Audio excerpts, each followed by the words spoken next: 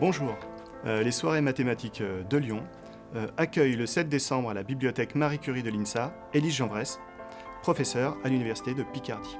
Outre ses travaux en physique statistique sur les suites de Fibonacci aléatoires et la loi de Benford, Élise Jean-Vresse a également co-signé plusieurs ouvrages en direction du grand public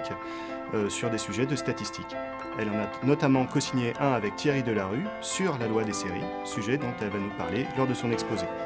Alors quand parle-t-on de loi des séries ? On va parler de loi des séries lorsqu'on observe des phénomènes le plus souvent dramatiques avec une fréquence plus élevée qu'à l'accoutumée et sans pour autant qu'on ait de cause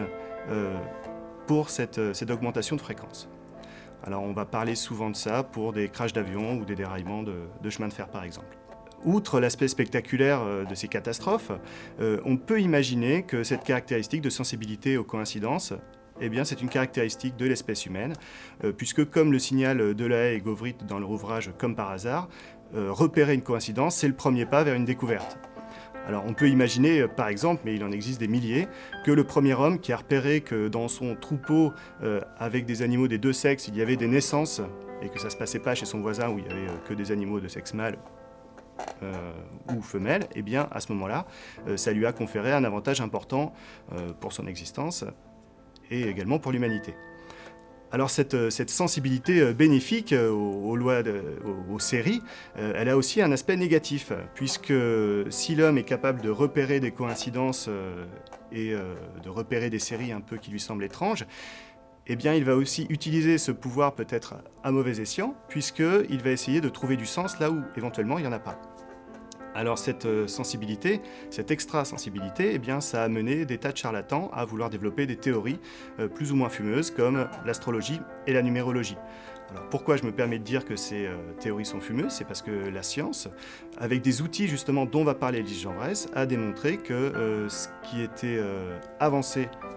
par les astrologues et les numérologues était sans fondement. Alors un dernier exemple, pour illustrer le fait que ces séries, on peut les retrouver un peu partout,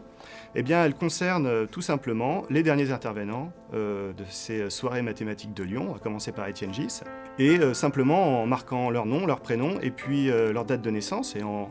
numérisant ça un peu, et en gardant uniquement l'information sur le nombre de lettres de leur prénom et de leur nom,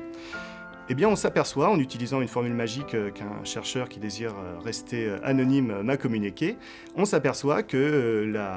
la combinaison linéaire juste de ces nombres associés à ces chercheurs qui ont présenté des travaux dans ces soirées fait à chaque fois 69, le département du Rhône. En conclusion, venez nous rejoindre le 7 décembre pour écouter Élise Jean-Vresse nous présenter ses outils statistiques et probabilistes afin de voir si une série est due seulement au hasard ou pas. Et puis l'exposé sera suivi d'un pot convivial où vous pourrez continuer à échanger avec elle. Merci.